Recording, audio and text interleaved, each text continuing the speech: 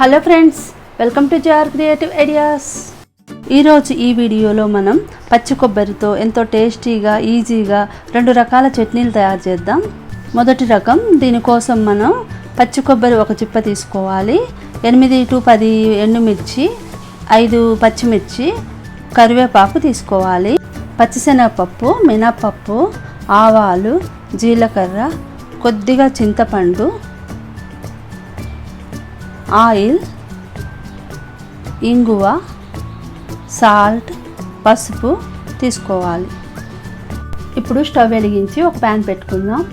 ఇప్పుడు దీనిలో 1 స్పూన్ వరకు ఆయిల్ వేసుకోవాలి. ఇప్పుడు దీనిలో 1/2 స్పూన్ పచ్చిశనగపప్పు, 1/2 స్పూన్ మినపప్పు, 1/2 స్పూన్ ఆవాలు వేసుకొని ఒకసారి కలుపుకుందాం. ఇవి కొద్దిగా వేగగానే ఇప్పుడు దీనిలో ఎండుమిర్చి వేసుకుందాం. నేను ఇక్కడ 10 ఎండుమిర్చి వేస్తున్నాను. మనం తినే స్పైసీని బట్టి ఎండుమిర్చి వేసుకోవాలి. వీటన్నిటిని బ్రౌన్ కలర్ వచ్చే వరకు వేయించుకొని ఒక ప్లేట్లో తీసుకోవాలి. ఇప్పుడు పచ్చి కొబ్బరిని చిప్ప నుండి తీసుకొని సన్నగా కట్ చేసి పెట్టుకోవాలి. ఇప్పుడు ఒక మిక్సీ జార్ తీసుకొని దీనిలో మనం వేయించి పెట్టుకున్న పప్పులు, ఎండుమిర్చి, 1/2 స్పూన్ వరకు సాల్ట్, కొద్దిగా పసుపు వేసుకొని మిక్సీ చేసుకోవాలి.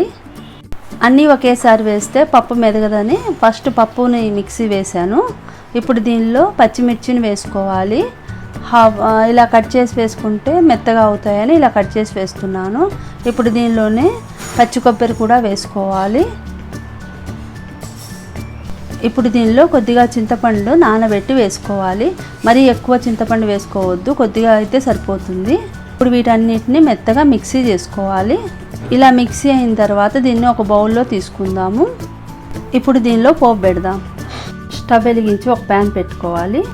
ఆయిల్ వేడైందండి. ఇప్పుడు దీనిలో కొద్దిగా పచ్చిశనగపప్పు, కొద్దిగా మినపప్పు, కొద్దిగా ఆవాలు, జీలకర్ర, ఒక ఎండుమిర్చి కట్ చేసి వేస్తున్నాను.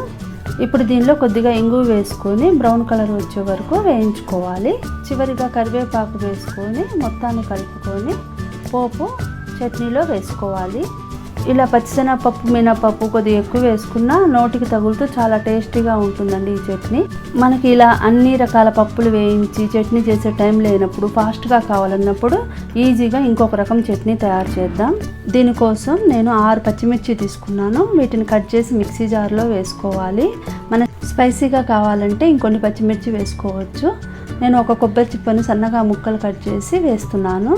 1/2 స్పూన్ సాల్ట్ వేసుకోవాలి, కొద్దిగా పసుపు వేసుకోవాలి, చింతపండు కొద్దిగా వేసుకుంటే సరిపోతుందండి, నానబెట్టి వేసుకోవాలి. ఇప్పుడు వీటన్నిటిని మిక్సీ చేసుకోవాలి.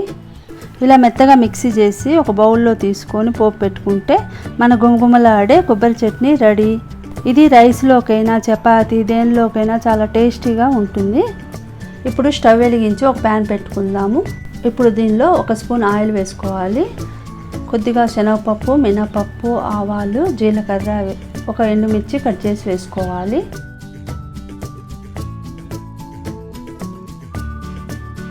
ఇప్పుడు దీనిలో కొద్దిగా ఇంగువ, కొద్దిగా కరివేపాకు వేసుకొని పోపు చట్నీలో వేసుకుందాం. ఈ 2 రకాల చట్నీలను ఎంతో ఈజీగా టేస్టీగా మన టైం బట్టి చేసుకోవచ్చు. మీరు ఇలా చట్నీ చేసుకొని ఎలా ఉందో కామెంట్ చేయండి. నచ్చితే లైక్ చేయండి, షేర్ చేయండి, సబ్స్క్రైబ్ చేయండి. Thank you for watching the video. మళ్ళీ వేరొక ఇంట్రెస్టింగ్ వీడియోలో మళ్ళీ కలుసుకుందాం. అంతవరకు బాయ్.